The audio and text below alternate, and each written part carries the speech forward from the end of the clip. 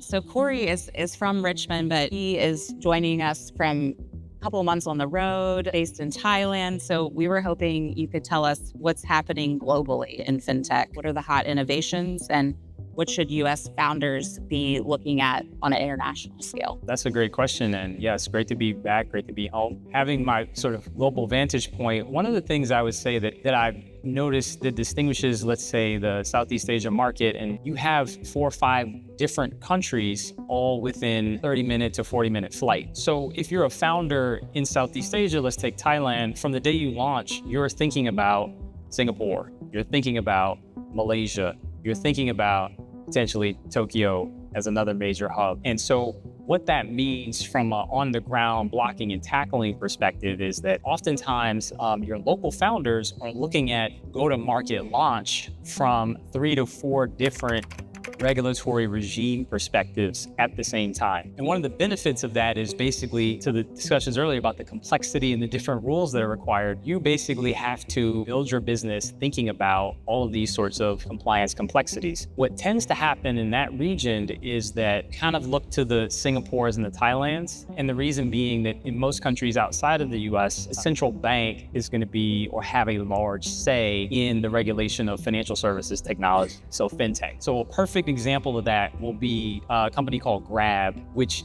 for an American audience is very similar to Uber. The difference that I would say is that Grab is integrated with pretty much everything. It's a mix of, if you think of TaskRabbit here, if you think of calling your Uber, if you think of ordering food, if you think of getting groceries, if you think of having someone go pick something up for you or pick it up in one place and drop it to another, and then also moving money. So what we're seeing outside of the US, and what I predict we're going to see more here in the US, is really a merger of the convenience of these apps. And to your point about the tech stack, the app that you see on the front end, that UX, is going to be your gateway. And then what you're going to see, and what I currently see a lot of founders doing, is on the back end, they're partnering with those various providers that allow the building out of more advanced banking services. And so it's very common in the region, for example, if I'm in Singapore and I'm in a fantasy league, fantasy football, etc., and I have other friends who are in that league in Thailand or in Tokyo, well, when you